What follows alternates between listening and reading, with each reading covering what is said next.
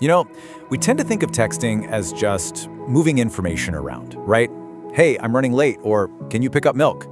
But what if I told you that every single message you send is like a digital fingerprint? It's a projection of your personality, your secret anxieties, and maybe even a little bit about how you bonded with your parents when you were a kid.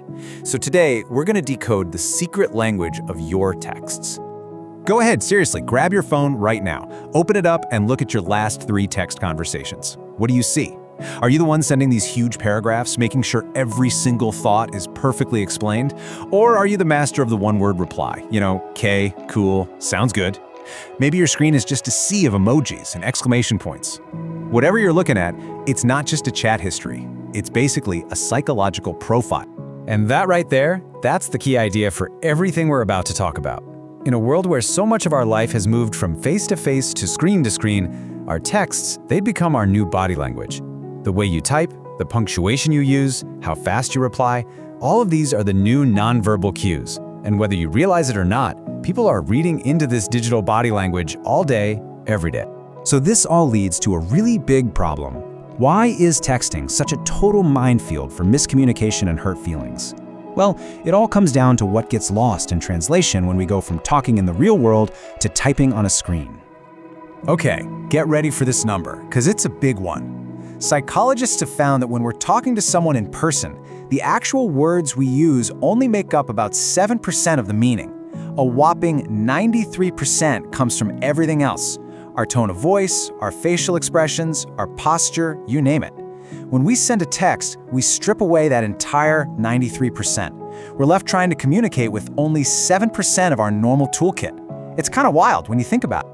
Now there's a technical term for all that stuff we're missing, that 93%. It's called paralinguistics. Think about it. It's the sarcastic roll of the eyes that lets you know someone is joking.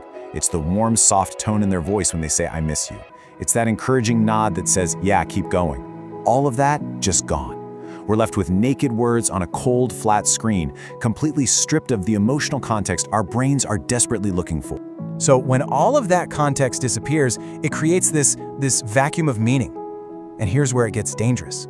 The human brain hates a vacuum. It doesn't just sit there and go, I guess I don't have enough information to understand their tone. Nope. Instead, it rushes to fill in the blanks.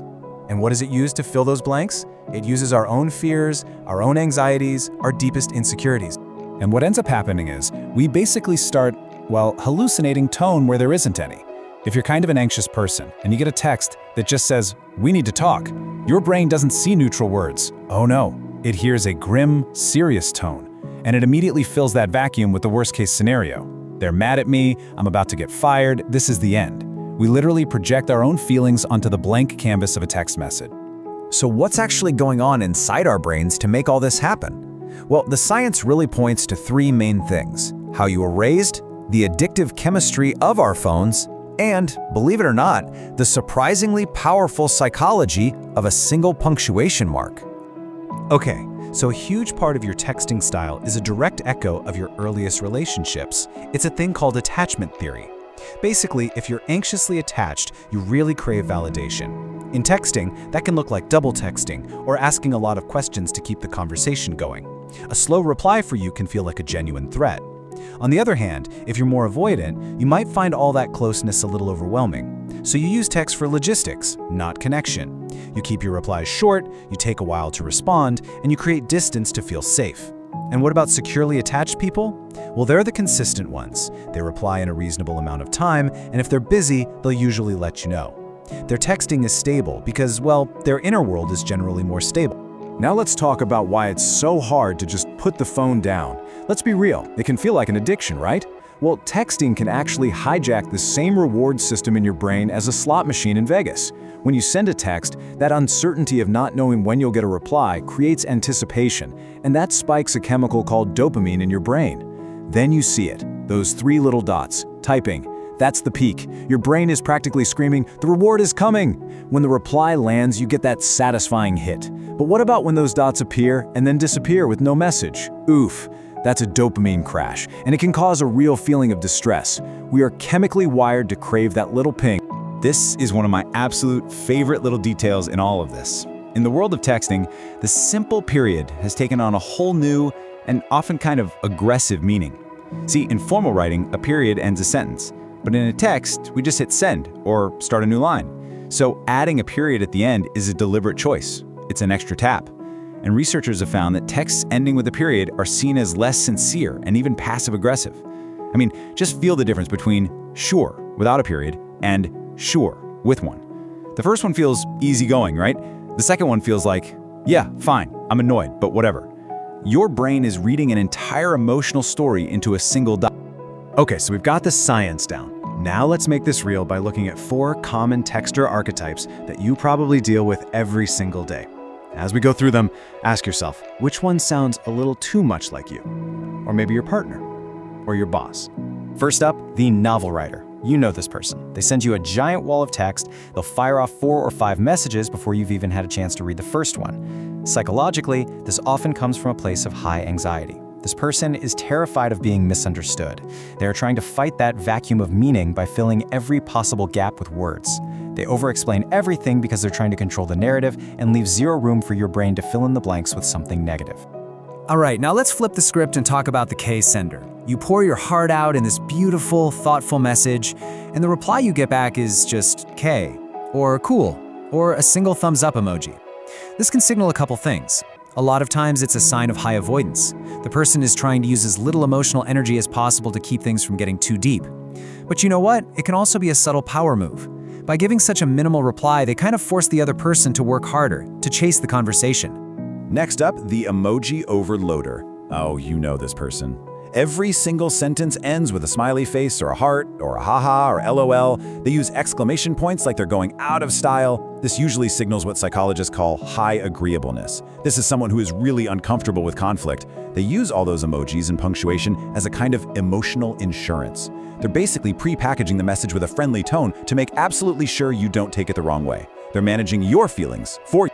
And finally, the infamous ghoster. The conversation is going great, and then poof, nothing. Complete radio silence. Now, it's really easy to think this is just a cruel, malicious thing to do, but the psychology is often way more complicated.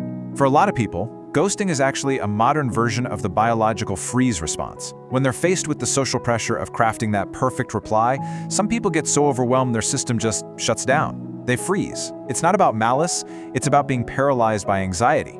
And then the more time that passes, the more shame they feel, which makes it even harder to reply. It's a really vicious cycle. All right, so now that we're all experts on what goes wrong, how do we actually fix it? How can we become smarter, more empathetic communicators in this digital world? Here are 5 clear steps you can take to boost your texting intelligence. First, match the energy. Rapport is built on mirroring. If someone sends you a long paragraph, don't just reply with okay.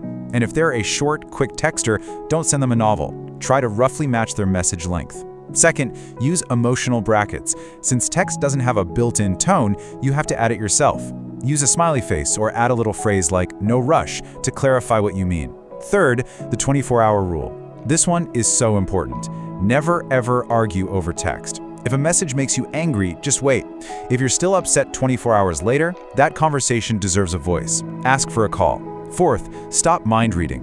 When you don't get a reply, your brain is going to tell you a negative story. You have to choose a better one. Assume they're busy, not that they hate you. You got to tell yourself absence of a text is not absence of care. And finally, number 5, contextualize your style. Be self-aware. If you know you're a slow texter, just tell people. A simple, "Hey, just a heads up, I'm terrible at checking my phone, so please don't take a slow reply personally," can prevent a world of hurt feeling. Look, at the end of the day, it all boils down to this one simple idea. We get so caught up in writing the perfect message, analyzing every single word, that we forget the entire point of what we're doing. We're just trying to connect with another human. Your texts don't have to be perfect. They just need to be a bridge to a real connection. Sometimes the smartest text you can possibly send is just, "Can I call you? I'd love to hear your voice." So the real goal here is to become more aware of our own digital body language and maybe a little more generous when we're interpreting everyone else's. So take another look at your phone. After all this, do you see your habits any differently? Are you the novel writer, the K sender, the emoji overloader, or maybe even the ghoster? Understanding your own style, that's the first step. So what are you going to change?